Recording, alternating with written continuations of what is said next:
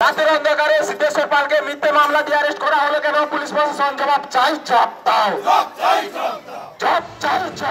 গ্রেফতারির বিরুদ্ধে স্লোগান, রাস্তায় টায়ার জ্বালিয়ে বিক্ষোভ, গাছের গুঁড়ি বাঁশ ফেলে পথের মাঝে বেঞ্চ রেখে অবরোধ। সন্ধে পর্যন্ত সোনাচূড়া এলাকায় দোকানপাট বন্ধ রাখার অনুরোধ জানিয়ে মাইকে ঘোষণা। আপনাদের অনুরোধ জানাচ্ছি, আপনারা সন্ধে 6টা অবধি দোকানগুলো বন্ধ রাখবেন।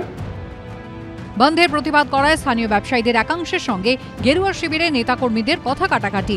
বিজেপির বুথ সভাপতিকে গ্রেফতারের প্রতিবাদ ঘিরে সোমবার এভাবেই তেতে উঠল পূর্ব মেদিনীপুরের নন্দীগ্রাম। এমনকি জোর করে ব্যাংক বন্ধেরও অভিযোগ ওঠে বিক্ষোভকারীদের বিরুদ্ধে। নন্দীগ্রামের সোনাচূড়ায় বিজেপির বুথ সভাপতিকে গ্রেপ্তারের প্রতিবাদে আজকে সকাল 6টা থেকে বন্ধ শুরু করেছে বিজেপি কর্মী সমর্থকরা। শুধুমাত্র বন্ধ নয়, এই যে সোনাচূড়া ভাঙাবেড়া যে রাস্তা, সেই রাস্তাতে রীতিমতো কিন্তু বেঞ্চ ফেলে সেখানে কিন্তু অবরোধ শুরু করেছেন বিজেপি কর্মী সমর্থকরা।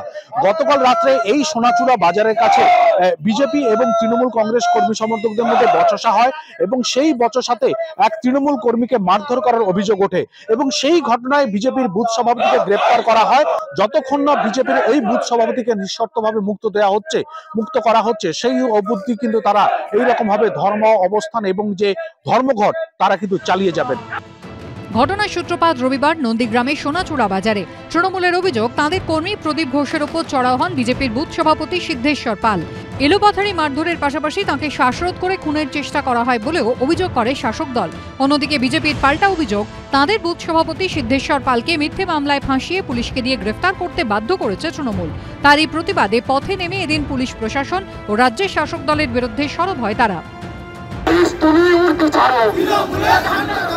সোনাচূড়া অঞ্চলে বিজেপির পায়ের তলার মাটি সরে গেছে।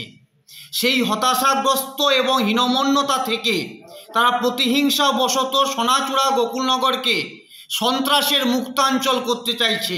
গতকাল রাত্রি 8টার সময় সোনাচূড়া অঞ্চল থেকে, সোনাচূড়া বাজার থেকে বাড়ি ফিরবার পথে আমাদের দলীয় কর্মী প্রদীপ ঘোষের উপরে এলোপাথারি কিল, ঘুষি, লাথি, চড় মারে, তার গলা টিপে ধরে শ্বাসরোধ করবার চেষ্টা করে। তৃণমূল কংগ্রেস রাজনৈতিকগতভাবে লড়াইটা জারি রাখবে।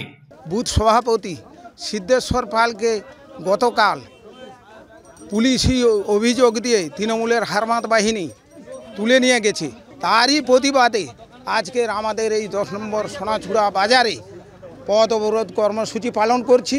যত সময় না সিদ্ধেশ্বর পালকে ছাড়া হচ্ছে, আমরা এই পথ অবরোধ কর্মসূচি পালন করে যাব। যদিও নন্দীগ্রাম থানার তরফে দাবি করা হয়েছে, আক্রান্তের নির্দিষ্ট অভিযোগের ভিত্তিতেই গ্রেফতার করা হয় অভিযুক্তকে। সকাল 6টা থেকে দুপুর 2:30 পর্যন্ত এদিন রাস্তা অবরোধ করে রাখে বিজেপি। বিটন চক্রবর্তীর রিপোর্ট, এবিপি আনন্দ, পূর্ব মেদিনীপুর।